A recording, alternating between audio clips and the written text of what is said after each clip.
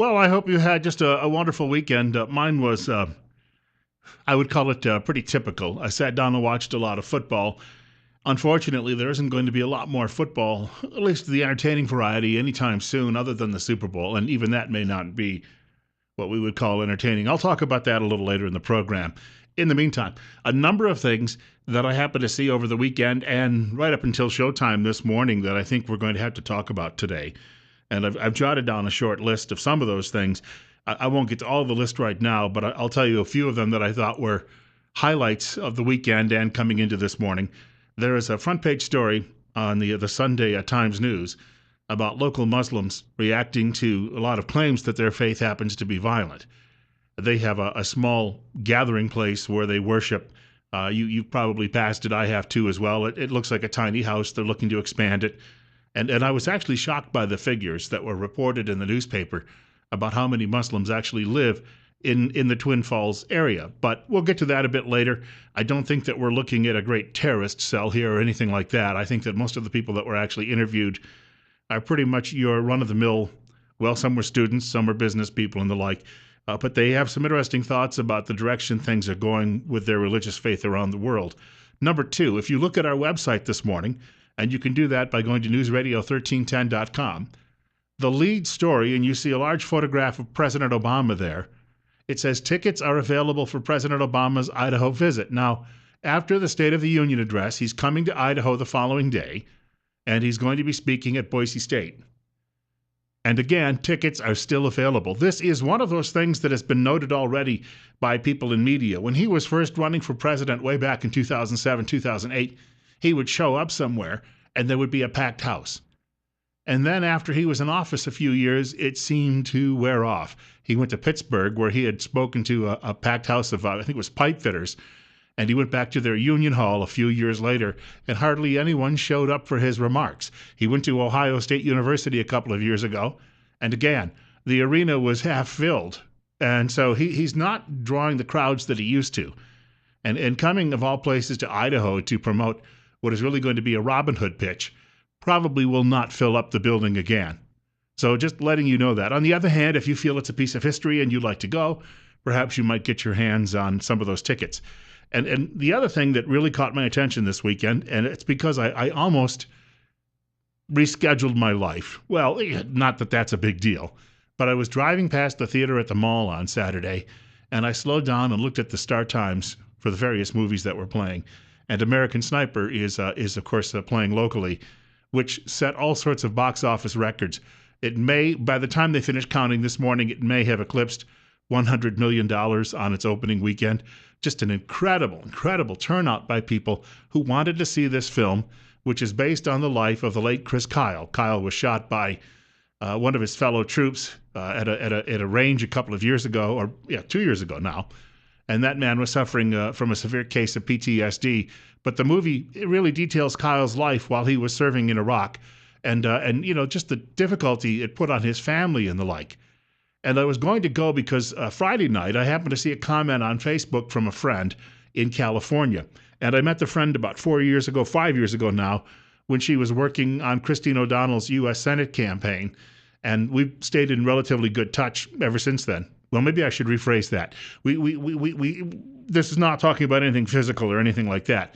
But she had gone to see the movie, and she was commenting online about how it was one of the finest pictures she had ever seen. And she said it just is an emotionally draining film. When you hear that from someone, that usually tells you that this is a movie that is worth paying some attention to. And Clint Eastwood is getting raves for his efforts. Now, the movie got an Academy Award nomination. Eastwood did not get one for director. Usually those go hand in hand. But now that the movie is doing so very well at the box office, Lefty is beginning to get a little bit angry about all of this. It's 8:11. You're listening to Bill Colley on Top Story today at 1310 KLIX and newsradio1310.com. And I'm speaking of the fact that Lefty believes that everybody in America should believe what Lefty believes. And Lefty way over-exaggerates the number of people of like mind. And I'm using Lefty just as a generic term for Americans who are disgruntled, who don't have any love for country, and who would just as soon use the American flag as a wash rag, or worse, They would just as soon use it as a wash rag than as a symbol for our country. And I happened to come across some of these negatives in the last 24 hours. Do you know who the actor Seth Rogen is? I only remember ever seeing one movie he ever made, and he was playing himself with a group of friends, and the movie was about the end of the world, and they have to battle the devil at the end. It was meant to be a comedy. I watched it. It was okay. I had nothing else to do that particular day. It happened to be on TV, and I sat down in front of it. Now, I didn't know it until I was reading some details about it in the Daily Caller this morning. Seth Rogen is actually a Canadian. Now, his wife is American. I suspect that he may have since then become a naturalized American citizen. But he has no background for love of country when it comes to the United States of America. And here's the headline in the Daily Caller. Seth Rogen, American sniper like fake Nazi propaganda film. So there you go. He's equating this movie, which set all sorts of box office records over the weekend. He's equating it to a Nazi propaganda film. A writer by the name of Derek Hunter says, last month, comedian Seth Rogen was the cause celeb of Hollywood when terrorist threats caused Sony Pictures to cancel the release of his latest movie, The Interview. He is a Canadian that mentions by birth, married to an American, but he's still seizing an opportunity to smear the life story of Navy SEAL Chris Kyle. Hollywood, the writer says, is overwhelmingly left-wing. I think we all understand that at face value. That would be a self-evident truth. And the writer says has released a string of anti-war and anti-military movies that have been box office flops. In that word, American Sniper is an anomaly. In addition to Michael Moore, who called Kyle a coward, Seth Rogen appears to be unimpressed by the film or the story of the late Chris Kyle. Now, you would think that it might end there. There is a British newspaper called The Guardian, and The Guardian at one time was the mouthpiece of the Communist Party in England for decades. It's online now, and The Guardian, I get this thing emailed to me every day. I signed up for the daily email alerts just because I like to see what's going on in other parts of the world, and I like to keep track of what the activities are of the ideological enemy.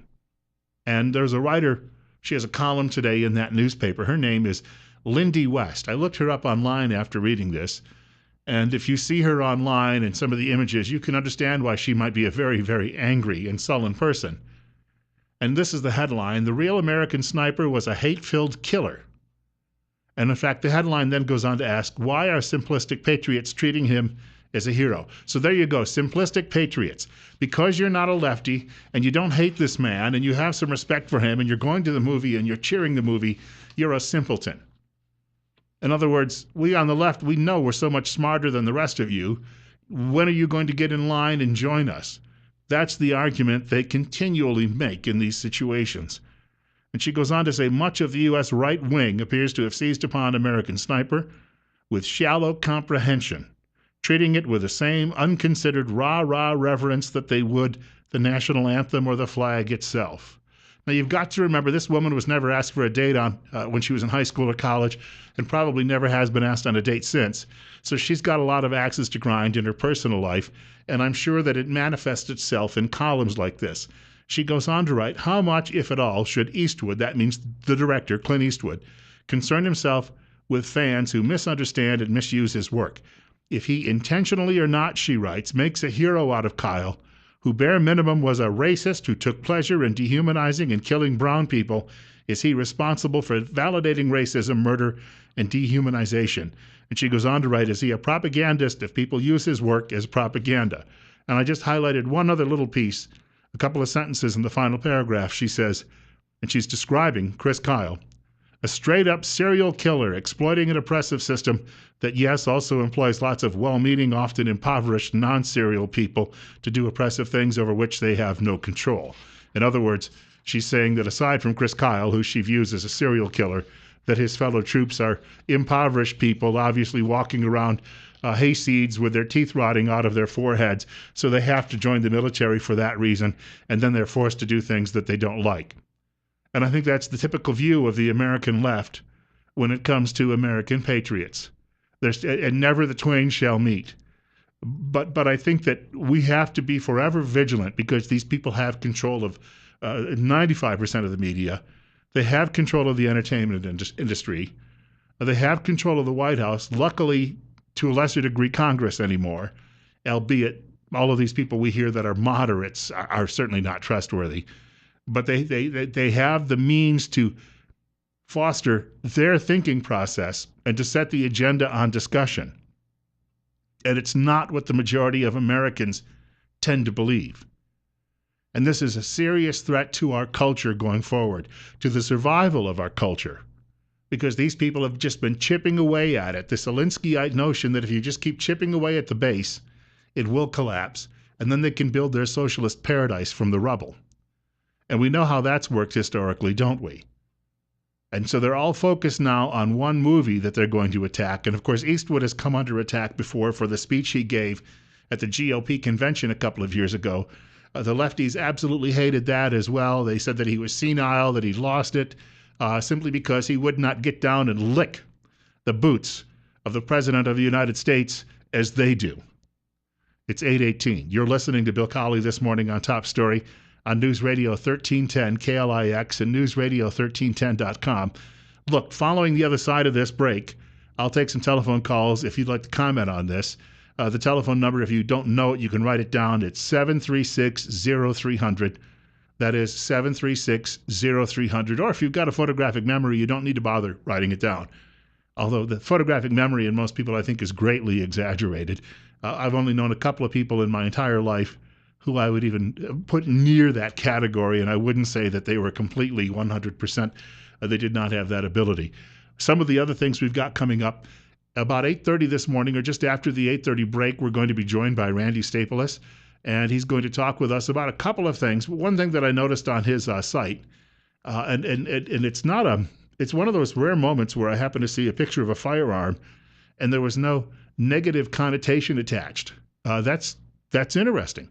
And number two, we're going to talk a little bit about driving and the safety of roads, and the need to replace certain bridges and resurface some of the roads, or at least rebuild them, in order to give a boost to the local economy, which I think most people understand needs to be done. The argument is, how do we do it? So some of those details are coming up a little later in the show. Oh, one other quick thing too, before you hear some fine messages from some fine sponsors. The man who was accused of not getting a license when he shot the wolf for illegally holding the pelt, I want to bring this up a little bit later. It happened in northern Idaho last week. Well, it happened some months ago, but the story broke last week. And I have some thoughts about big government and what it happens to be doing when you get bureaucrats involved. That's on the way. Right now, 36, looking for a high of 44 today. It's 20 minutes after 8.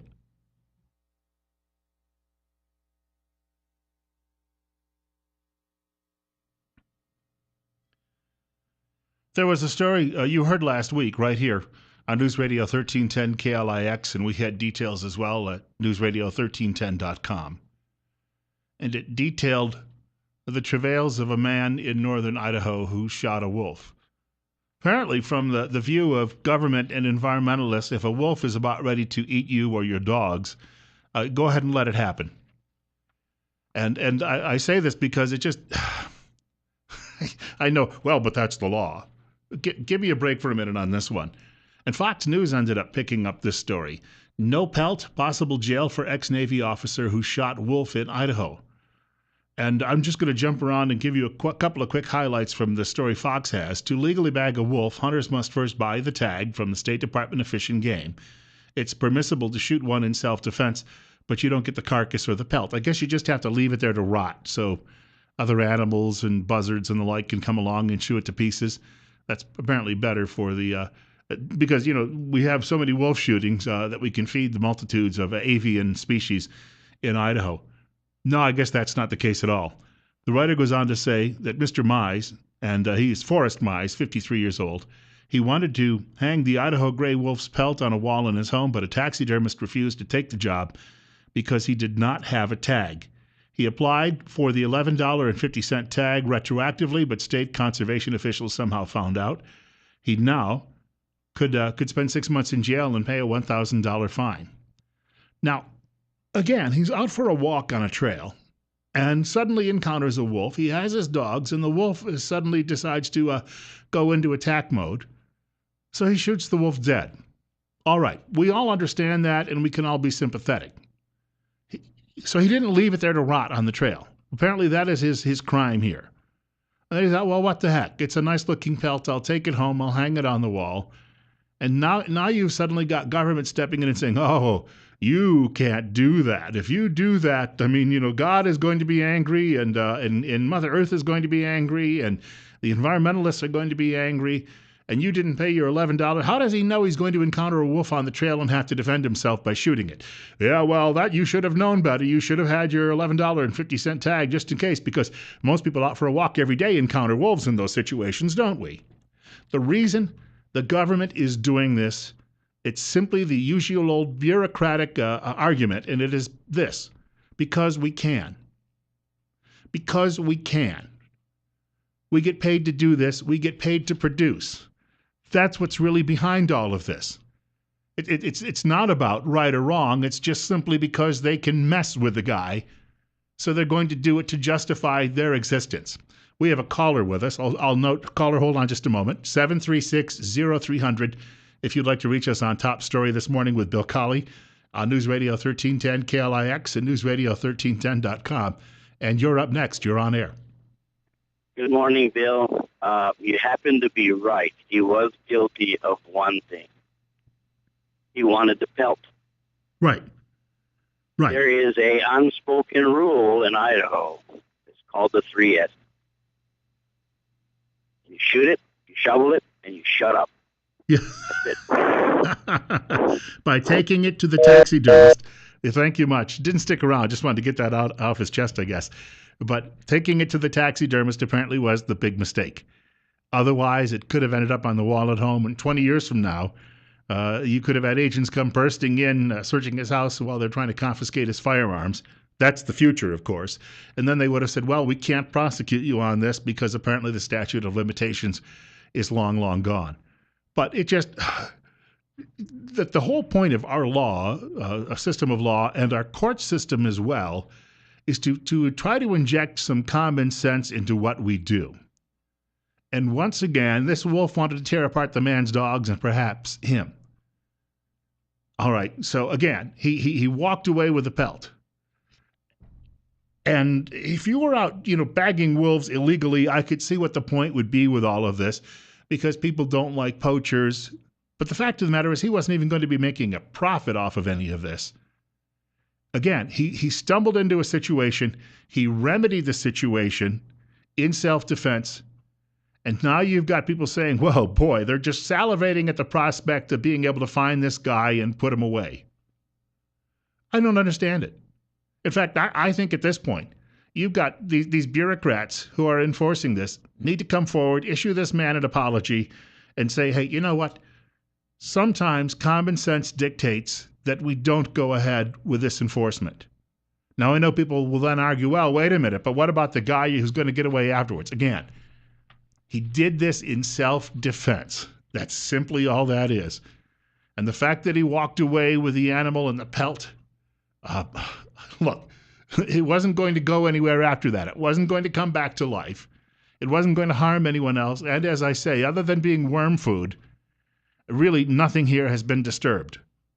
So let's remind those folks out there who are enforcing the laws, especially those people who are sitting there. They remind you of the what was it? The psychologist in Miracle on 34th Street, sitting there twirling his mustache and rubbing his forehead. We're dealing with a lot of those people, and they're supposed to be public servants. They work for us. We're not here to be their servants and take their abuse. Randy Staple is joining us in just a few minutes on News Radio 1310 KLIX and newsradio1310.com. Bill Colley with you on Top Story this morning. Randy's going to talk a bit about roads and a great cover shot that he has on his latest publication. All of that coming up.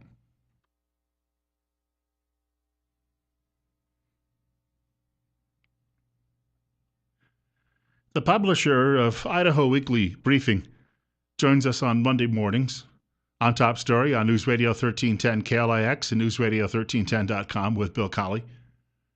Randy Staples also has a regular newspaper column as well. And he's going to spend a few minutes again with us this morning on the program. Randy, first of all, welcome back. Good to be here. Hey, right off the top, I was reading this morning. You had sent along the Idaho briefing, weekly briefing, and I noticed at the top there's a picture of a firearm.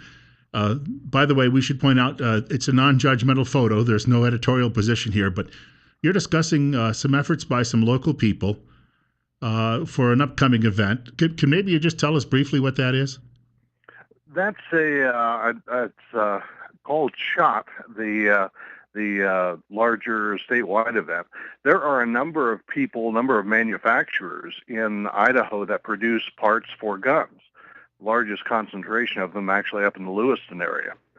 And as a result, a number of them decided to get together, and Department of Commerce took notice of this as well.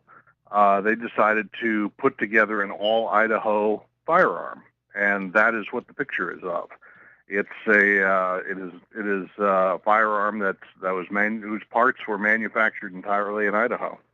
It's rare that we see a product like that you could find, because in this day and age, so much globalization, things are manufactured and shipped in pieces all over the world to one spot for assembly. But here you go. To do this from scratch in one state, that's a pretty amazing story.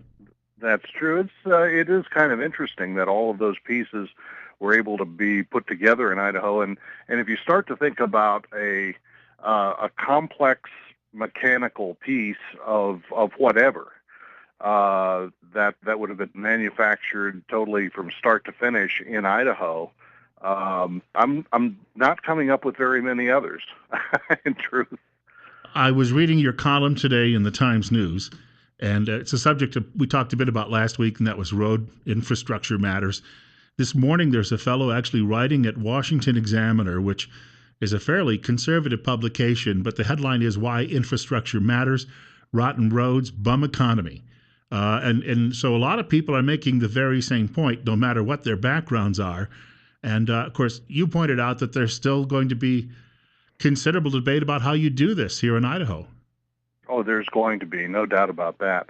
One of the things that occurred to me as Governor Otter made this kind of one of the key points of his State of the State on Monday is that this is precisely the point that became really the toughest issue for governors and the Idaho legislature to see eye to eye on in the last dozen or so years. You might think that roads wouldn't be such a difficult thing because pretty much everybody agrees that we need them. We have to repair them. That somehow or another those repairs have to be paid for. But it's been a very tough subject, and the two longest sessions of the legislature in Idaho history came within the last dozen or so years, and both of them were driven mostly by transportation tax issues. Legislatures and governor just sat down glaring at each other, and finally, to an extent, the legislature each time gave in, but in the most limited way that the governor would finally accept. And this wasn't just Governor Otter, which his last such occurrence was in 2009. In 2003, Governor Kempthorne had basically the same kind of issue. I think we should note that in your column you actually discussed just the number of bridges that are in need of serious repair, and that things are only going to get worse. I mean, this will grow exponentially if nothing is done. Well, and Otter made the point, and it's I think most people would understand that's a legitimate point, is that it's a matter of pay quite a bit now or pay even a whole lot more later. He estimated that the cost if roads aren't repaired now, down the road could cost 6 to 14 times as much. And you can kind of take your choice, but eventually, unless you're going to turn your roads back to gravel or worse, then that's what you're going to have to do. I was going to say, you pointed out it could really delay legislative action, and it could drag on and on and on. Well after session would normally end, and you see that perhaps happening again. It's possible. It's certainly very possible. The governor laid down a very clear ultimatum, or what looked to me like an ultimatum, in his State of the State, that you must do. This is something you must do, and he also laid down some terms. He said you cannot take from other budgets in order to accomplish this. You're going to have to find some other way to do it. And the only other way to do it that I can think of, at least, is to raise some sort of taxes or fees or some combination. I'm not really sure what other means there is. And there are a lot of legislators who simply are very, very, very resistant to raising any kind of taxes. I've seen that before. There will be some rough talk as we go along. Well, Randy, always quickly, for people who'd like to know more about your weekly briefing, where will they find it? They can find it on ridenbaugh.com, RIDENBAUGH, and lots of other information as well. Hopefully we can also get you to talk in a few days again about the president's visit, too, as well. So that's going to be big news on the state level. Yes, I'm sure that it will be. All right, we'll talk soon. Thank you much. Thank you. Take care now.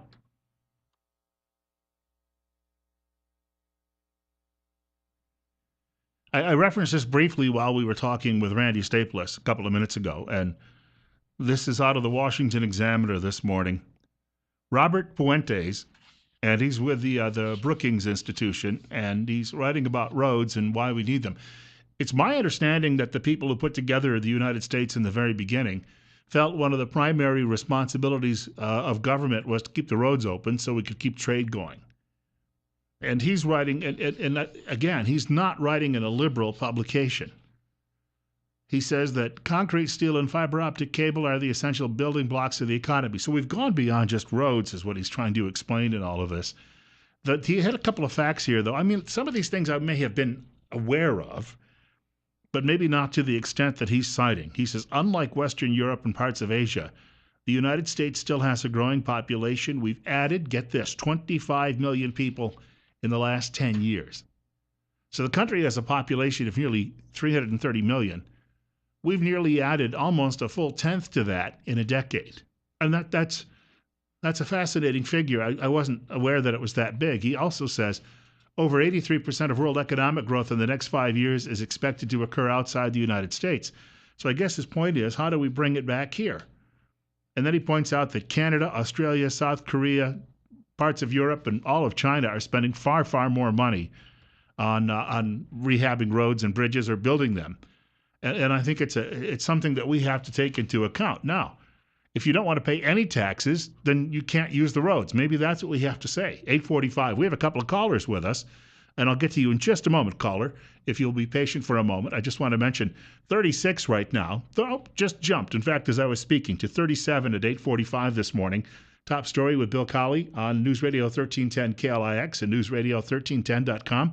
And you're up next. You're on air. All right. Again, I was welcoming you to the show. Please hold on. You're not going to necessarily hit air immediately. And you're up next.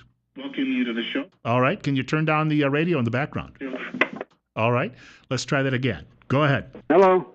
Yeah, you're on air. Okay. I've driven to Boise a lot, Haney, Idaho Falls. I think our roads are in excellent shape. I don't think there's too much wrong with them. I think that the interstate is in great shape. I don't have any issues with that. I think that I drove it to Jerome one day last week, and nice, clear, smooth sailing getting up there. But when you get off the interstate, there was a street I was on in Twin Falls the other day near Fred Meyer Grocery, and I noticed after the snow and ice pack had melted that the street has grooves in it like you'd see in a dirt road from the tires. This isn't the pavement, the actual pavement in the street. How does that happen? Hard to say. That's where I think the problems may lie, and concern is that we're driving on some bridges that look to be in great shape, but underneath, not so much. Well, that could be. Well, thank you much for the call. If you've got a couple of other examples, I think that, he points out something that I've noticed, and places like Route 84 are in generally very, very good shape. These are relatively newer roads, but we're dealing, I think, back in the hinterlands with a lot of places that may not be quite what they are. Now, there are some arguments that I saw this in a story in the Washington Post over the weekend, and I'll get to this caller. Caller, hold on. I'll get to you in just a moment. And what they were saying is that we may have trends developing in this country where people aren't driving as much, and maybe we won't need as much money for roads. There's a thought on that, too. You're up next. It's 8:47. Welcome to News Radio 1310 KLIX. Bill, you asked about the grooves in the road. The problem is the people they're hiring to do the work, and they don't build a good foundation underneath, and then asphalt starts sinking when it gets wet or hot. And it's beside me. How come every time I see any kind of road work going on in our state, it's from somebody out of the state? Well, that means our tax money and everything is going out of state for a junk job. Here's a question, though. Here's a question. If the guy, even if we paid a little bit more for somebody in state, okay, at least the money would stay in state. But there's the argument. Some taxpayers want the cheapest contract available. Cheap isn't always best. It's usually not. Okay. I understand that. I think that's an argument, an age-old argument. Thanks for the call. An age-old argument when it comes to paying taxes. And that argument simply is, if someone can do the job and they can do it for a little bit less, why not go with that person? Now, I take the argument. Caller, I'll get to you in just a moment. When my parents used to buy me sneakers when I was a kid, they used to chew me out for my sneakers wearing out because I'd go through 4 pair a year. But they'd buy the cheapest sneakers they could find hanging on a rack at the grocery store. When I started buying my own sneakers and spent a bit more money on New Balance, they last forever. So there can be some, a point taken there. You're up next, and good morning to you at 8:49. All right, we'll try somebody else here. I hope we get through the maybe, and I'll get to you, caller, in just a moment. If I pick up the line, that means you're going to be on the air shortly. But give me a moment when I'm in mid-sentence or mid-thought, and then maybe I can get you on the air afterward. How does that work? That's not too difficult, right? 10 minutes away from 9 o'clock, you're on News Radio 1310 KLIX. Hello? Anybody home? Good morning. Good morning. Being as far as the roads and taxes, being the price of gasoline has been dropping dramatically, this would be the perfect opportunity to raise the gasoline tax and to fix the roads. Isn't that, though, a regressive tax that hurts the poor the most when it comes to driving? Well, doggone it, if the poor are poor, they can't afford to drive and travel, period. Well, I guess it depends on the degree that you're poor. So the more people travel, let's raise the gasoline tax. Let's take advantage of this lower price for gasoline. It only makes sense. And if we go to $3 a gallon again by summer, then what? So? All right. But the gasoline or the price of gasoline isn't supposed to go up for a year. Well, I hope so. I hope it stays where it is for a very, very long time. It's good for my pocketbook. I thank you for the call. And you're next. In fact, you're on the air on Top Story with Bill Colley on News Radio 1310 KLIX and newsradio1310.com. Hey, good morning. I just love that. Let's just raise the taxes on everything. It'll fix everything, right?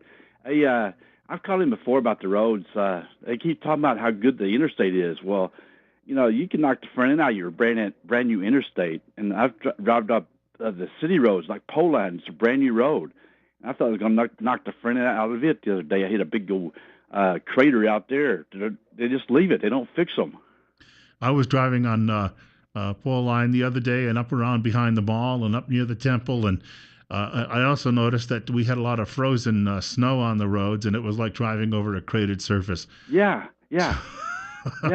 Okay, thanks.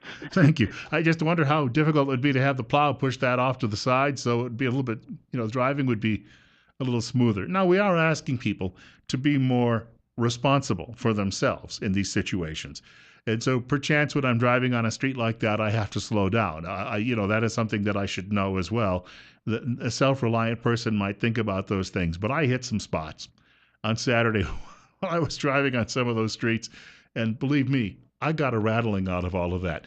The woman who mentioned the gasoline tax. Now, whether you're opposed or not, I think you're going to see it happen. And we mentioned this last week that it's likely on the way. I don't know how you could see it otherwise. And I had a clipping. I mentioned that reference from the Washington Post.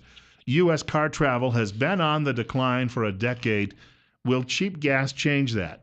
It's been on the decline because a lot of younger people, if you've noticed this, even in non-urban areas, a lot of younger people aren't going into debt by buying automobiles. Instead, they're taking public transportation. I have a friend, his son is, gosh, in his mid-30s. He's never owned a car, but he can get back and forth to work on his bicycle. I should also note he's in great condition. Cardiovascular system is doing just fine. And more younger people are moving to larger urban areas. One reason they're doing that is because they can jump on subways and buses and they can get around in those particular situations. But I think that a lot of people are eyeing this price in gasoline now and saying now is the time to raise that tax. A lot of you I know have watched The Five, which is a TV show on the Fox News Channel at 5 p.m. There was a debate about this last week, about raising the gasoline tax. And when I mentioned it was a regressive tax and it hurt the poorest drivers the most, that actually came from Bob Beckel, who's the House Liberal on that program. And he said that, and he actually got agreement from his fellow panelists on the right. And so the question is there another way to raise money for road repair? And I suggested last week, do we sell a special tag if you're a driver? Because they may turn it into a user fee instead. So if you drive 50 miles a week and you drive 500 miles a week, the guy driving 500 is going to be paying more than you are. You're up next. It's 8:54 on Top Story, and right now 37. And I want to first of all say News Radio 1310 KLIX and newsradio1310.com. Welcome. Hi, you're on the air. Oh, all righty. Why don't we tax mass transit as well, if that's what's causing the problem? Trains, you mean, and buses and the like? See, the problem is it just hits the gas tax. It doesn't get everybody. None of the taxes get everybody. Sure. So if you tax something that everybody gets, then everything stays paid up. So everybody goes to mass transit. You never hear about a tax on mass transit. So much of mass transit is just simply funded by the government. I mean, you don't have a lot of people doing it privately any longer. Exactly, but still, that's what's taken away from it, as I'm hearing. So it's just like the water in Twin Falls. So we conserve water. Well, that takes away all the fun. So now we got to jack the price up. It's just a vicious cycle. Thanks. Thank you. It's like your utility company. They say, well, it was a warm month, so people didn't buy as much to heat their homes. Our profits are down. We need to raise rates. If it's a cold month, and then it's like, well, we had a huge spike in demand, so we have to raise rates. And oh, by the way, we have no competition, so please go ahead and give us more of your money. We've all been dealing with that for a very, very long time. It's 8:56. Bill Colley with you on Top Story on News Radio 1310 KLIX and newsradio1310.com. The writer of this story does leave open that notion that we're going to see some higher taxes when it comes to gasoline especially. But the other argument we also posed on this a few days ago, if you have $1.50 gasoline and they shove a tax increase down our throats, let's say 10 cents a gallon. If we go to $2 a gallon, would they then back off and make that 7 cents? And if we go to $3 a gallon, would they back off and make it a 3-cent increase? So it wouldn't be quite so painful. And we also know this from taxes on cigarettes and alcohol. Maybe not so much alcohol, but cigarette taxes. One of the reasons that Americans, so few of them smoke anymore, is because cigarette taxes are so high that they decided to quit. I'm one of them. I quit 16 years ago. Government is no longer raking in the money from cigarette taxes that it used to because fewer people are smoking. So taxes, after a while, on certain products that people use, it's a self-fulfilling prophecy when it comes to lack of funds. One other thing I think that people would have to keep track of in all of this, and quickly darting back to this story from Washington Examiner this morning where the fellow was talking about the need for spending more. He said, look, if you want goods and services to move cheaply, you're going to have a network to do it. And I mentioned how much more other countries are spending. Now, that doesn't mean monkey see, monkey do. We don't have to do it because they are. But he says it accounts for 2.5% of the U.S. economy. 3.9% in Canada, Australia, South Korea, 5% for Europe, and 9 to 12% in China. Of course, China had money for a number of years. Things have slowed a bit. They had money coming in, hand over fist. The Chinese were taking this money from all of the little gadgets and plastic things we bought at Walmart that they manufactured, and they were simply plowing it in record amounts of our dollars into their infrastructure. It's not like they were actually feeding their people. They don't feel that they have to take care of 1.5 billion people. Only about 600 million of them, bring them up to our level, and then they can bury us for good. We have another hour coming up on the program. Mentioned earlier, President Obama is coming to Boise State. He's going to be speaking following a State of the Union address trying to sell his plan. He is seeking tax hikes up the wazoo. I don't know any better way to put that. Even the Hill newspaper, which is not an enemy of the president, says he's playing Robin Hood. So we'll talk more about that coming up in a few minutes. And also that front page story in yesterday's Times News about the local Islamic community, hoping, I guess, that they will not be tainted by what is happening around the world by some of their co-religionists. Details on all of that following news at 9 o'clock from the Fox Radio Network. One more hour with Bill Colley on Top Story, and Rush Limbaugh coming up following news at 10 o'clock. Saw a headline this morning that said just 25% of Americans buy into the argument being made by the White House that the economy is improving. 1/4. Now, you may have some who simply don't know. That there's always a fraction of those. And you have some who may say it's the same. And then the rest will say it's not getting better. It might be getting worse. So 25% doesn't mean 75% are saying it's getting worse, but it's still not a good sign. The public confidence is what really is needed to turn things around. So it is ultimately a confidence game when it comes to that. The president, meanwhile, in his State of the Union address, is going to propose spending, you're talking billions, hundreds of billions of more dollars, and he's talking about raising taxes to do that. Because, of course, government simply doesn't spend enough yet. Oh, it spends, maybe 40, 45% more than it takes in. He wants to actually increase that figure. The old line I used to hear from a friend who was a spokesman for a politician was, whenever I would talk about a social program, he would just look at me and say, who's going to pay for it? And these are questions that I think that a lot of folks, especially those left of center, are in denial about. They simply believe that you can keep squeezing everyone. Do you know if you went and you squeezed every last penny out of all of the Wall Street tycoons and all of the old money in the United States, it would still not pay off that $20 trillion in debt that the country has? And that's unofficial. George Will wrote a column a couple of years ago where he tacked on all of the unfunded mandates, that is, retirement promises made by states to state workers and local debt. And we could be looking at a debt somewhere in the area total in this country of $131 trillion. So a lot of people aren't going to be getting those pensions they were promised in the first place. You may think you are, but I don't think it's going to happen in some cases. So here you have the President of the United States giving this State of the Union address, and then his big event following that is coming to Boise, where he's going to give an address trying to promote that. Of course, he's doing it on the campus of Boise State because he'll find a lot more fellow travelers there. It's like that old Warner Brothers cartoon where Medusa, she has an audience of stone people, and when she's doing some project, she just pulls all of these strings and all of these stone arms go up in the air and approve. So he's going to he's speaking to the chorus is what he's doing he's not going to go in front of a general audience. And we mentioned in the last hour of the program, even a lot of the people on the American left are no longer duped by all of this because there are tickets still available for the president's appearance. We're coming up on 10 minutes after 9 o'clock. Bill Colley with you on News Radio 1310 KLIX and newsradio1310.com. Right now we have 37, looking for a high today of 44. Most of the ice on the parking lots that made walking difficult the last few days is gone, so you can feel more comfortable when you go outside. If you'd like to reach the program today, the telephone number is 736-0300. That is 736-0300. We have a caller joining us now. In fact, you're on the air at News Radio 1310 KLIX and newsradio1310.com. Good morning, Bill.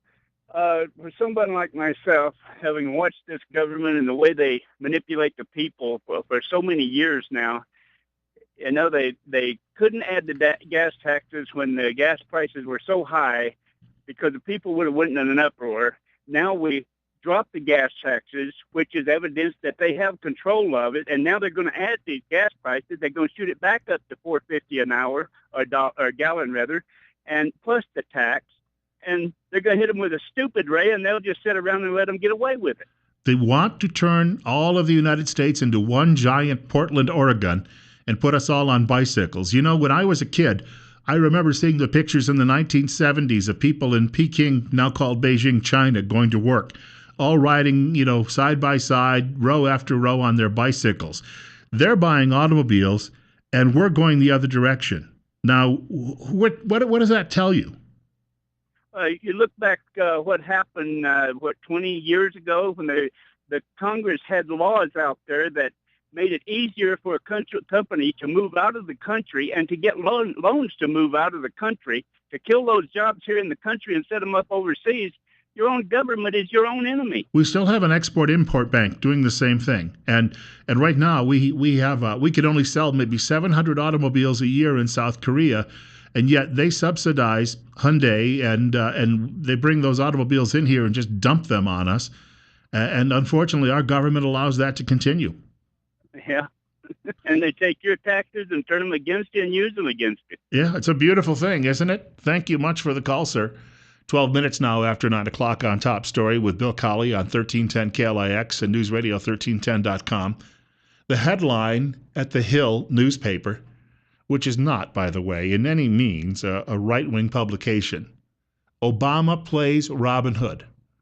Justin Sink, who's got one of the most unusual names in all of media in Washington, D.C., Justin Sink says, well, it's almost as bad as Josh Earnest. Now, if you were going to hire a White House press secretary, Josh Earnest, it sounds like it's straight out of some goofball novel. But anyway, from the Hill newspaper, the White House wants the president to play the part of Robin Hood at Tuesday's State of the Union address. Obama hopes to use the big speech to remove a blemish of his presidency. Speaking of that, here's a guy who's the leader of the free world. Well, I don't know if we still call it that, but you ever notice there's a great big wart on the side of his nose? Yeah, is there no one, maybe at Bethesda Naval Hospital, who could go and remove that for him? He's supposed to be representing the country, and he's walking around looking like Morton Downey Jr. The writer says, an economic recovery that has left wage growth behind. That is the blemish of Mr. Obama's presidency. Obama wants to move forward with all of these populist proposals for the poor and middle class, and he wants to do so by taking from the rich in the form of higher taxes on the wealthy in Wall Street. Now, you've got to admit, I don't care what your perspective is on this, Wall Street has written the laws in many cases, and it is not any longer a level playing field for most people in this country. Why does Wall Street get to write the laws? Because Wall Street shows up on Capitol Hill with satchels just filled with cash, and your members of the House and Senate say, "Oh boy, is that a campaign contribution, or are you just glad to see me?" So we've got to figure out ways to control that and put a little bit of the egalitarian notion that helped found this country back into place. We have a caller with us at 9:14, and you're up next on News Radio 1310 KLIX. All right, another one of those patient callers. I don't know how we get through this. How do you think it works? I got to pick up the phone, and I've got to finish the sentence or the thought. Can I repeat that? And then I'll get to your call. And having me pick up that call and making you wait 10 seconds is better than letting you sit there waiting for the phone to get picked up, isn't it? Hi, you're up next at 9:15. Well, I like Hyundai automobiles. They're some of the best ones I've ever owned. And subsidized greatly by the South Korean government. Well, they have the South Korean government's a lot better than the North Korean government. Yeah, and unfortunately, that's beating our own industry over the head, isn't it? Well, I don't know about that. We have a pretty good partner in South Korea as far as holding the line against these. So we should give them whatever they need, and so our own people end up in poverty so that they can have better lives. Well, I buy American when I can, but What I'm saying is, if you Do you know if you wanted to compare buy the that price, Sonata and that Sonata wasn't subsidized by the South Korean government, you'd be paying at least twice as much. yeah, but I don't know what your point is. It's not considered a capitalist system. And if you want competition, and if they have a good product, then let them manufacture that. But the notion that we're allowing them to do that, and that we allow them to only limit 700, I think it's just a handful of American-made automobiles, really just American-assembled automobiles, be sold there every year. It's clearly an issue. It's one of those situations where we are turning around. It's no different than taking your hard-earned tax dollars and giving them away to countries all over the world. And then you have people like Hillary Clinton saying, well, we need to do that. We need to do that to buy fealty. I know you can't afford to send your own kid to college, and you can't afford to buy a nice home any longer. And I know you can't afford to drive any longer, even with the cheap gasoline prices. But by golly, we need to ensure that South Korea beats us over the head. Because you know what? Golly gee, they're the good guys. My brother taught school in South Korea for a few years, and let me tell you something. It is nothing but a police state. It might not be as bad as the North, but he said as an American, he could go nowhere without some minder following him around. And he wasn't dangerous. He was just simply a school teacher. You're up next at 9:16 on News Radio 1310 KLIX and newsradio1310.com. And you're on the air with Bill Colley on Top Story. Once again, all right. Folks, remedial telephone calls. As I've just stated 2 or 3 times already this morning, if I pick up the phone and I go, hey, what's going on, in 2 seconds, wait for me to finish the sentence and then I'll get to your call. You know, it's like tying a knot. You do it once, you should be able to pick it up without having 3 or 4 other people telling you, all right, here's how you tie the knot again. All right, you're up next. Good morning. Good morning, Bill. You call me a conspiracy theorist over this, but Kelly and Jill got a little long in there talking when we were hanging on the air. I mean, I've done it a number of times, and I didn't hang up on them. They didn't get all these dropped calls. I think there's something going on here. If they make it look like nobody wants to talk to you, then we'll get Jill back on the air, and we don't want that. I don't think that's a really a big stretch for a conspiracy. I thank you much for the telephone call. No, it is true, though. I mean, I'm not going to drop myself in the middle of a thought or a sentence just to take the call. I want to take the call, but in order to do that, let me finish that thought, and then I'll get to it. And I'm trying to do my best for you, because I've been on the other end of this. You dial, and you just hear brrr, brrr, brrr, brrr, and it goes on and on and on. I am trying to pick up that phone so you know that I am acknowledging you, so you don't have to sit there and wait, because sometimes the phone will just finally stop after a couple of minutes of doing that. And so, but if you don't want to talk, that's primarily up to you as well. I've mentioned it before. There are some callers, of course, who think that they're actually the hosts of the show, and my job is to just give them the floor and sit back and let them ramble on as long as they want. But that's really not how it works.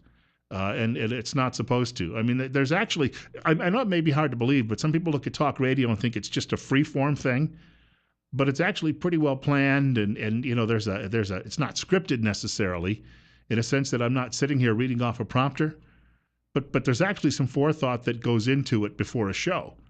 And oftentimes it comes down from on high, from corporate and consultants and the like, and they do these rules, or they have these styles or this approach to it because they have tested this. I mean, they have tested it. You wouldn't believe how much they've tested it over and over and over again, and to see how it best works.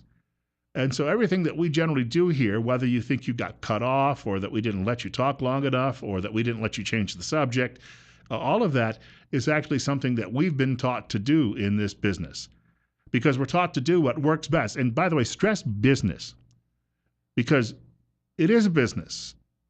As a boss of mine once said, radio stations are advertising companies that just happen to own transmitters. I think that's the best definition I've ever heard of it. And so therefore, we try to do what works best to enhance business. Because business, if you don't make a profit, you're not in business long. And that's how the system works. Not just here, but everywhere else. We have much more coming up. Hey, do you let your kids go out and wander the streets? Should you be allowed to do that, or should that be considered child neglect? Story coming up on that in just a moment.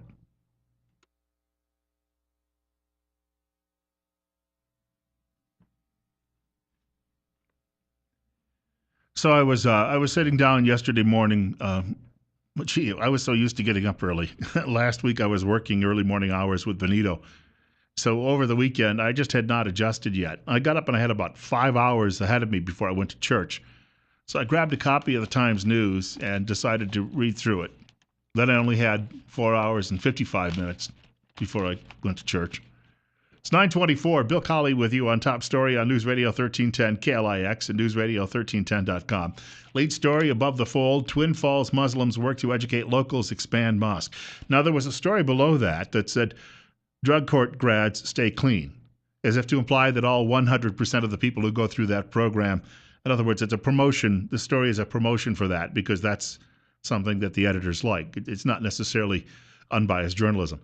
The story above the fold: Twin Falls Muslims work to educate locals, expand mosque. Why do they have to educate you? Are you a dummy? Is that the point? See, I don't know. There's an impressive number of people who live in the Twin Falls area who are actually of the Islamic faith. But I am not aware. Oh, there's the occasional prank from some stupid vandal, some 13-year-old kid in the neighborhood who thinks he's being funny. But I am not aware, from what I can see, that there ever has been a clash between these people and anybody else living in the area. Now, I know the story is done because somebody said, hey, we need a local angle on what's going on around the world. So they go over to the local mosque. There's a photograph here of an imam or an older gentleman patting a child on the cheeks. All I will say is there's that famous picture at the end of World War II where they have the children in uniform and the leader of the country is patting the children on the cheeks, saying, hey, congratulations, nice job. And I'm not trying to equate the two. I'm just telling you that the photograph like that, whether staged or not, is in this newspaper because the newspaper does have an agenda. And then there's a fellow here holding some beads, and the agenda is, of course, to say, well, hey, it's a little like Roman Catholicism or whatever. But the fact of the matter is these people are not what you consider to be dangerous people. They're here in small numbers, and these are people who are generally well integrated into the community. But the newspaper wants to go out there and try to tell you that, you shouldn't criticize them at all, joining with certain religious leaders who say we shouldn't make fun of other people's religious faiths. I don't tend to make fun of other people's religions. I have some objections to some other people's religions. That's why I'm not a member of those particular faiths. But I don't go out of my way to run down what they do. People may look at mine and believe that if I think that a wafer is actually the body of Christ, that I'm a little screwy in the head. And so I don't go around doing a lot of that. But I'm starting to notice at least some blowback in media and entertainment that hasn't normally been there. Bobby Jindal, the Roman Catholic governor of Louisiana and perhaps the next president of the United States, has said he's sick and tired of the political correctness. And in his view, we've got to stop walking around saying that Islam is a religion of peace. He said, because obviously it is not. Overwhelming numbers of people, and people say, well, it's a small percentage. It's still a much bigger percentage that are violent than in any other religious faith, major religious faith that I know of. And there's a woman writing in the Washington Post, Pravda on the Potomac, one of America's most liberal East Coast newspapers. Yesterday, she's writing and she's saying, meet the Honor Brigade, an organized campaign to silence debate on Islam. She says there is an organized effort online and elsewhere in media to silence anyone who even brings up the subject. Now, the Washington Post would have never published something like this, but here's the thing. The media folks who've been out there, and they've been part of that chorus, oh, it's not a religion of violence, it's a religion of peace. And they echo the president, oh, well, these people can't really be Islamic if they're going around beheading people. But when some fellow journalists all get gunned down in their office in Paris, France, then all of a sudden the media goes, well, wait a minute, maybe it's not always the religion of peace. See, when it happens to their own kind, it's a bit like when a journalist gets killed in a war zone. It's the lead story on every network newscast and on the front page of all of the newspapers, and it's blared all over the web. Some American hero throws himself on a grenade to protect 10, 12 people around him. That's not a big story, but some reporter with blow-dried hair gets killed for getting in the way, and that's a huge story. And that's what's happened here. You've got some people in France, so-called journalists, cartoonists, and they got themselves shot up And because of that, all of a sudden other people in media are saying, well, gee willikers, I don't know, maybe. So you're starting to see the tide turn here somewhat. I don't know how long this is going to go on. It may just be something that's short-lived, but I think that it is something we haven't seen in a very, very long time. But this writer goes on to detail how she was even threatened. She lives in West Virginia, for crying out loud, and she has written some negative things about Islam, and she is a member of the faith. She has had death threats. And she goes on to explain how there is an organization called the OIC in some of your leading Islamic countries. Some of them who are so-called American allies are behind this. And they have organized these people anonymously to go online and criticize. But she even blames some organizations in our own country, such as the Southern Poverty Law Center, for jumping on board and saying that anybody who criticizes Islam is filled with hate. We got to wake up here, because if we don't, huge swaths of the world are going to be consumed by this. We didn't sit back and say, well, let's not call them Nazis. No, that wouldn't be nice. No, we went and dropped bombs on them and cleaned up the problem. It's 9:30. Hey, I've got more coming up. Don't let your kids go to the park and walk home alone. You could find yourselves without kids and going to jail. Details on that.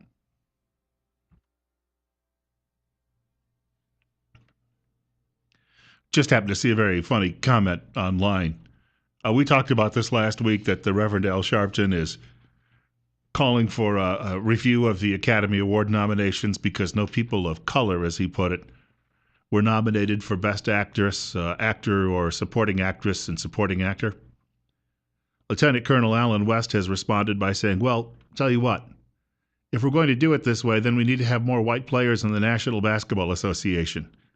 They may not be as good, but if you want it to be, if you want it to represent the culture at large. It's 9:34. Bill Colley with you on News Radio 1310 KLIX and newsradio1310.com. We have 37. And in fact, we're looking for a high in the mid-40s today. Should be a nice warm day, at least when you consider the time of year. We can live with that. It means that there won't be a lot of ice to deal with. There is a story coming out of the other side of the country in Maryland, but it speaks volumes about how we raise our children. Montgomery County, Maryland is a massive suburb of Washington, D.C. And there is a young couple who live there, and they have two children aged, I believe, 9 and 6. And last week, their children went to play at a park, and while walking, it's a mile walk back home, while walking back from the park, some neighbor called and said there are two children walking on the street alone, and we can't have this. So the police came and picked up the children about half a mile from home, took the children home. The parents are now charged with neglect because they allowed the children to walk home from the park alone. And the family is a little bit shocked by all of this because apparently the children walk the same distance to and from school every day, and no one raises any hackles about that. Apparently walking to school alone and walking home alone from school, that's okay, but walking to the park alone and walking home from the park alone is a sign of bad parenting. The parents could face some criminal action. They could also lose their children because of this. The children are otherwise healthy. The parents have strict bedtimes, strict rules about doing homework, strict rules about the amount of time the children can watch television or spend on the computer. But mom and dad are pointing out that just a generation ago, letting your children walk to the park and back on their own would not have been considered a crime. And again, they're walking. I used to walk to school alone many days when I was just a little tyke. Sometimes I would walk with the neighbor kids or with my older sister. She was just a year older than I was, so we were just small little children. We had the advantage that some days, on really bad days, the chief of police was our neighbor, and he had a big station wagon, and he would load us up into the station wagon with some of his kids and take us to school and back. That was always interesting, getting a police escort. But for most of the time, we were walking on our own, and we had to walk down a hill. Then we had to walk across an old wooden bridge with a railroad bed down below. Who knew there could have been trolls beneath that? And then we would walk about 500 feet more, then hang a right turn and walk down past an abandoned church where there was just nothing but overgrowth. There could have been all sorts of ogres back in there. Then we got down to the bottom of that hill. Then we had to take a left turn and walk along the ridge of a park. then a right turn and cross a metal bridge over a creek, and past 3 or 4 more houses and a left turn on the street to school. And we reversed that on the way home. And we did this day after day after day, year after year after year. And now to know that my parents were committing some sort of crime by letting us do this on our own. And we also, I had some friends, Steve and Denny, and we used to go camp out in the woods by Steve's house, and we would build a large fire, and we would sit out there, and we would wrap potatoes in foil, and we would have foiled potatoes, and sit out there. And there was a policeman named Sergeant Freeze, who sometimes would be driving up the street. He'd see the fire up on the hill, well, knowing that we were camping up there. Just to be a wise guy, he would hit us with a spotlight. And sometimes he would get out of the car and say, "What are you boys up to up there tonight?" And it was all done in, good fun. And we would get up sometimes in the middle of the night when we were camping out there and decide to walk along the railroad bed, which was just below the hill. And we would walk the railroad bed, which was the quickest way to get around town, and go to the opposite end of town and goof off and do various things in the middle of the night. Then get back up on the railroad tracks and walk all the way back over to Steve's house on the other end of town, reverse the process, and maybe catch a couple hours sleep, and then get up in the morning and all wander home.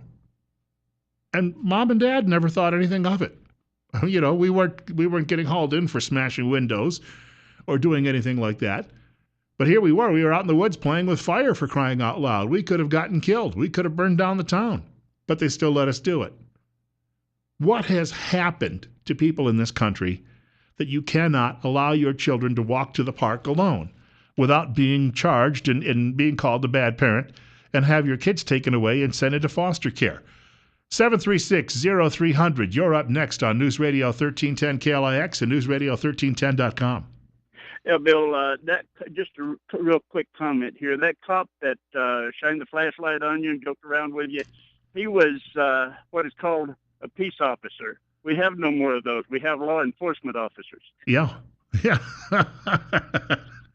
Growing up, and I thank you for the call. I was sharing, we had some members of the Twin Falls Police Department here last week, and I was sharing with them that when I was growing up, it was very much like the Andy Griffith Show. The chief was full-time, and we had a part-time officer on weekends. I think that they ended up hiring a second full-time officer when I was a teenager, and that was the sergeant who used to play with us, shining the light our way. But in a town with 2 traffic lights and with not a lot of crime, I mean, it's just, that's the way we lived. And now I think they have 8 police officers there. It's funny how that's changed, even though there are fewer people living in that town. They got to pay more taxes and write more tickets to take care of everyone, to pay for themselves. We've got to look at some fine sponsors in just a moment, but more coming up on Top Story. School children living in poverty in Idaho. A survey released over the weekend details how many American school children are actually living in poverty, and the numbers have grown greatly since the election of President Barack Hussein Obama. This is the man who was going to transformationally change the country, and you wouldn't recognize it again. And apparently, he's kept his promise. 9:44. Bill Colley with you on Top Story on News Radio 1310 KLIX and newsradio1310.com. 37. 44 will be the high for today. The Huffington Post, normally an ally of this president, reported this on Saturday. More than half of American school children now live in poverty. There was a map included, and I was able to track down Idaho on the map, from 42 to 47%. So I don't have an exact number, but it's between that number, 42 to 47% of school-age children in Idaho live below the poverty line. Now, the poverty line is not necessarily a fixed point. It is assigned by someone who says, this is the dollar figure for the poverty line, so it can be somewhat of a subjective designation. But Idaho is just under 50%. Some states are far worse. Mississippi is. We had a writer a few weeks ago who locally who claimed that Idaho was like Mississippi, but Mississippi's number is like 80%. New Hampshire's is at 27%, but New Hampshire has some other advantages in that the state has been overrun by a number of professionals who are moving there to try to change as a direct cause. They are literally trying to take over the state, libertarians, and most of them are showing up and they work from home and they do startup business and they're entrepreneurs. And so Their kids are apparently living at homes and doing quite well. It's nothing to do with the tax structure there, which isn't really a whole lot different than that which you would find in a place like Mississippi. If you go just south of Idaho, places like Utah, Nevada, and California are all above 50%. So Utah is below the national average, but some very close neighbors are struggling with this very same issue and are above that 50% line. The writer says for the first time, more than half of U.S. public school students live in low-income households, according to a new analysis from the Southern Education Foundation. By 2006, the national rate was 42%, and after the Great Recession, the rate climbed to 48% in 2011. 4 years later, it is now above 50%. Now, for all of the promises that we had from this president and all of his enablers, that he was going to change the country and rescue us and turn things around, all we have seen, Michael Savage likes to refer to it as the Republicrats. You got two parties, and they both are salivating for campaign contributions from the big boys in business and Wall Street. The really big boys. They can sit there and mouth the old words. Oh, we Democrats, we're for auto workers and big unions and taking care of the poor. Oh, and thank you for the campaign cash. There is a joke, and it was reported in Rolling Stone a few years ago, that Goldman Sachs is known as the Bank of the Democrats because they go up to Capitol Hill and they write big fat checks for campaign contributions to all of the leading Democrats on Capitol Hill. That's why Timothy Geithner gets a job working in the White House, is because he's been such a good boy throwing so much money that way. So this notion that somehow Democrats are better than Republicans and looking out for you is a bunch of baloney. And I think that people out there have to get rid of that old paradigm of thinking that one party represents the blue-collar worker, which there are very few of anymore, and that the other party represents the country club. Because both parties primarily are chasing the biggest donors. And that's what it comes down to. And when the president talks in his State of the Union address tomorrow, and he gives all of these highfalutin words and talks about how we're going to raise all of these taxes and soak the rich, he's got his fingers crossed behind his back.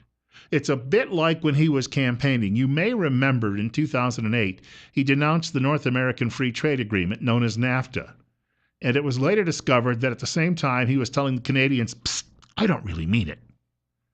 In other words, I'll lie to get elected, but I don't really mean it. This is what we're dealing with system-wide. And at some point, something's got to give. You will no longer be able to live this way. I thought it was going to come much sooner, but it looks like it's still a good 10 or 20 years away before people finally get fed up and say enough. And by that point, it might be too late in all of this. I don't know how, though, you can make all of these promises and just simply not. And every time I hear, well, it was the obstructionists in the Republican Party.